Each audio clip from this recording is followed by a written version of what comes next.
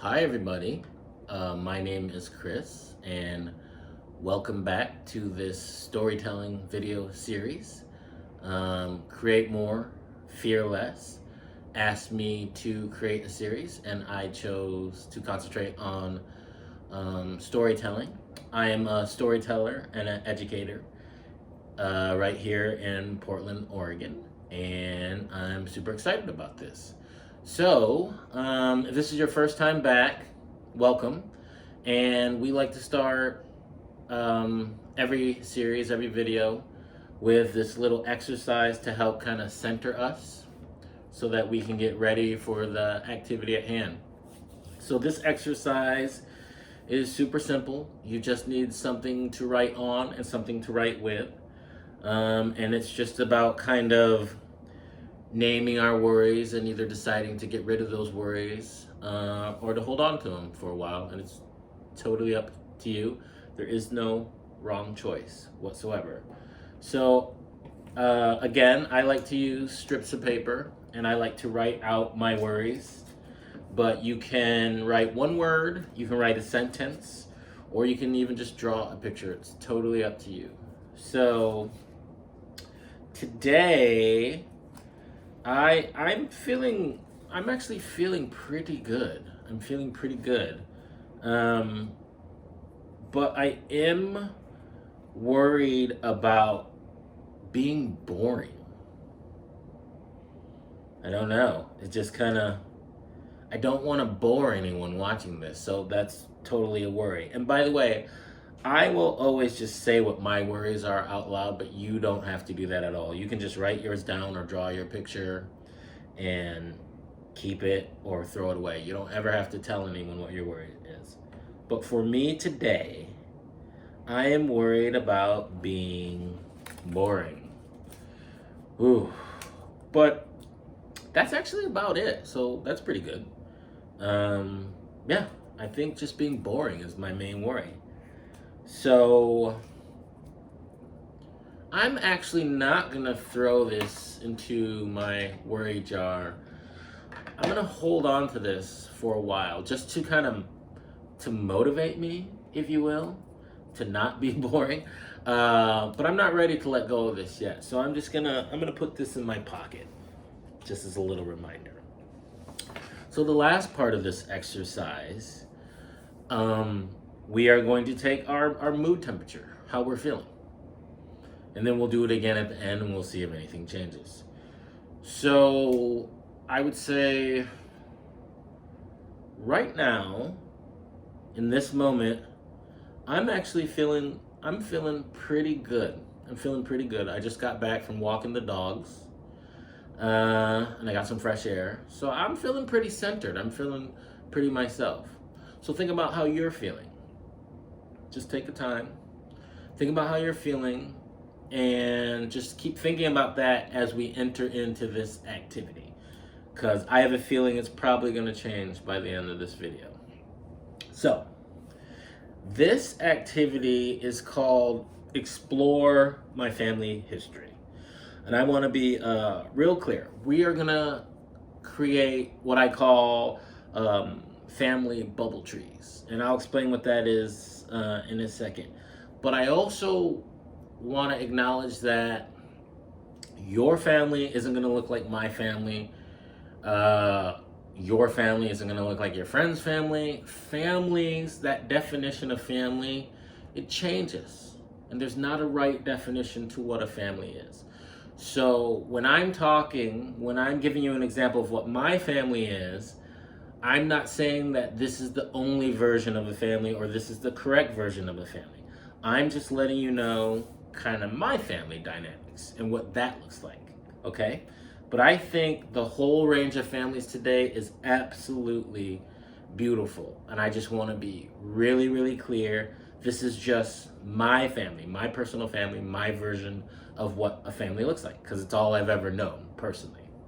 So, we're creating a family bubble tree. You are going to start by writing your name. You're going to get a piece of paper, a blank piece of paper.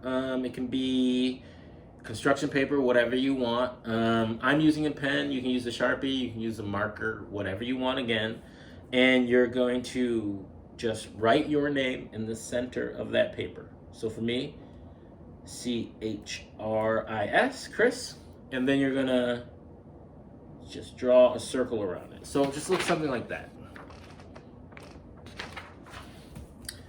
Now, once you do that, you're just gonna kind of branch out and you're gonna think of all the people who you consider family. And I would just start from the closest. Like, so for me, it's my brother next. His name is Benji. I'm the only one that calls him Benji. He goes by Ben, but he'll always be Benji to me. He's my older brother. And then I have my mom. Her name's Ruby, but we'll just say my mom. And then we have my dad, who some of you who saw the first video might remember is my personal hero. So that's kind of what I would call my immediate family. My dad, my mom, and then my brother. But then we're gonna go outside of that. So I'm gonna start with my mom's side of the family, and we're gonna go to all my aunts and uncles.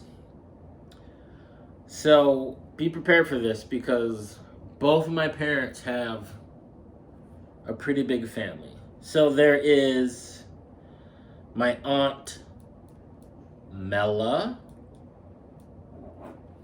There's my aunt Diane.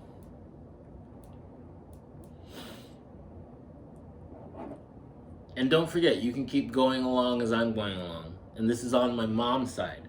There is my aunt Irma.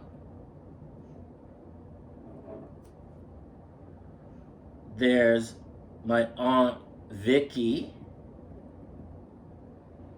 I know, I'm still going. There's my uncle Michael. My uncle John. Woo, I'm losing track here. There's my uncle Jerome. And he's who I got my middle name from. My uncle Jerome.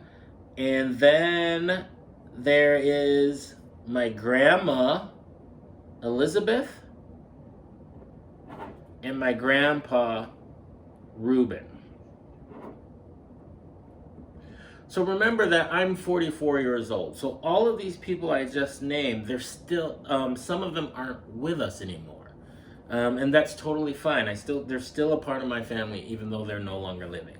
Now we go to my dad's side of the family. And he has a lot of brothers and sisters too. So there is my Uncle Kenny, my Uncle Darnell, my Uncle Monroe, my Uncle Clifton. I always love that name, Clifton. It sounds like a regal to me, I don't know. My Uncle Ted, a lot of brothers.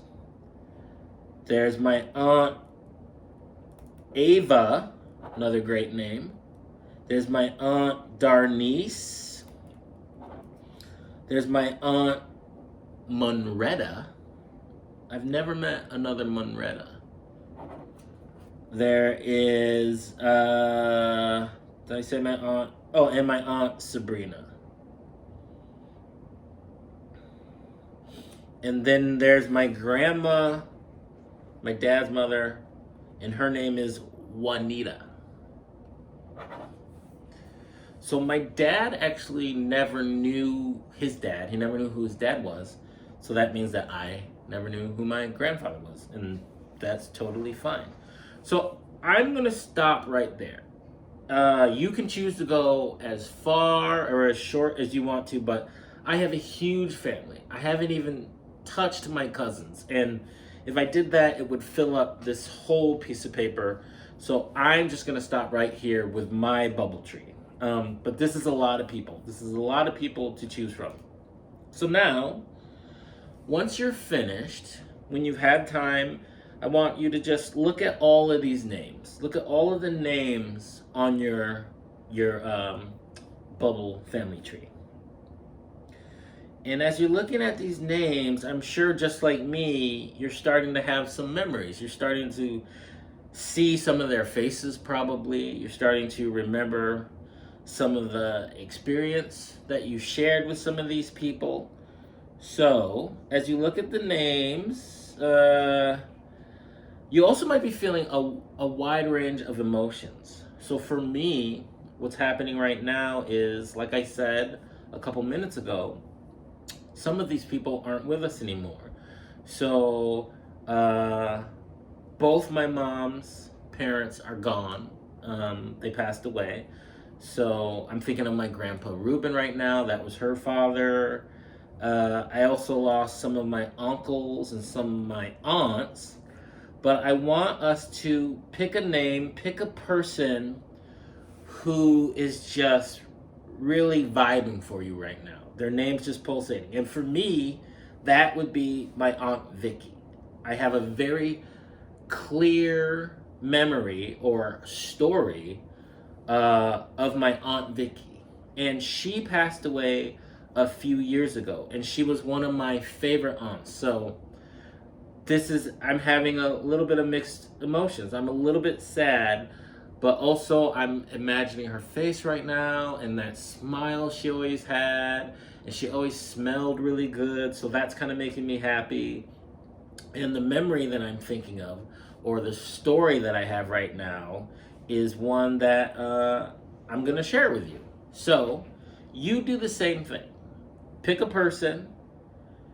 Think about what that's doing for you emotionally. What does that bring up?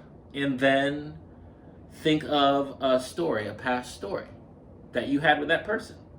And this is where we're starting. So, and we're going to make it a real short story. So only about 2 minutes tops. Nothing extreme. And if you want to, I encourage you to share your story with someone close to you. Especially if it's a real happy memory. You might be surprised at what sharing that memory with another family member might do, especially if that person you're sharing with or who you're sharing about has passed away, like my Aunt Vicky. So when my brother and I were really little, on the weekends, sometimes my parents would drive us to Detroit. I'm from Michigan originally. We would drive the hour trip to Detroit, and my parents would drop us off at our Aunt Vicky's because she always wanted to spend time with us. So I was like in elementary school, and my brother was in middle school, and we went to my Aunt Vicky's, and it was great because she always let us eat whatever we want, and then she would let us watch whatever we wanted on TV. And me, of course, I was watching horror movies or sci-fi. So I was still young enough that I needed to take naps. And one day I was taking a nap, and my brother had snuck in his bag this Wolfman mask. So I didn't know that he had a Wolfman mask in his bag, in his overnight bag. And he was talking to my Aunt Vicky, and I know this because she told me this later. He was talking to my Aunt Vicky, and he said, "Hey, Aunt Vicky, I'm gonna go scare Chris. He's taking a nap right now. I'm gonna put this mask on, and I'm gonna scare him." And she just said to him, and this is what was so great about my Aunt Vicky. She never really told us what to do. She would just give us suggestions. And what she told my brother was, she said, Chris is a light sleeper. I wouldn't do that if I was you. But he was super excited. My brother was super excited to do this. So he put on the mask, and he went into the room that I was taking a nap in, and he snuck up on me, and then he tapped my shoulder. And this I remember. He tapped my shoulder. I open my eyes, and I see a wolfman, because he's wearing a wolfman mask. And just out of a reaction, I didn't even mean to do it. I didn't even think about it. I just punched him, right? I'm in elementary school, so I didn't really hurt him. But I just punched him. It just happened organically. So I punched him, And I remember he yelled and then he fell onto the ground and he was rolling around. And then I looked in the doorway and my Aunt Vicky was in the doorway. And by this time I'm laughing, my brother's laughing. And I look at my Aunt Vicky and she's in the doorway and she's just shaking her head at my brother. And all she said was, "I told you so." And then she walked away. Yeah, so that's just a really short story that was inspired by doing this bubble family tree and then concentrating on a name of a family member that just kind of pops out to me. So I hope that, and you can do this whenever you want. It's super simple, and you can always change it around. You could do a bubble tree of just your friends, right? You could do a bubble tree of people you know in school. It's totally up to you. But I hope that you found some value in this exercise, and I hope that you thought of a story that made you feel good. So, like we end every exercise, we're going to retake our emotional temperature, our emotional mood, our mood temperature, if you will.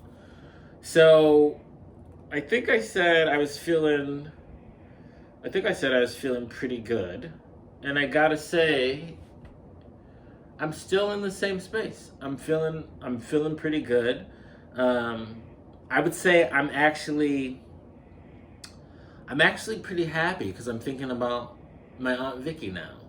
And even though I miss her, like I said, she's been gone for I think about 3 years now. Even though I miss her, just telling that story, I'm thinking of her face right now. I can still see her glasses on. I can still smell her perfume, and I can even hear her laugh. And that just makes me feel really good. So, yeah, that's about it. I will see you next time. Thanks for showing up. Bye.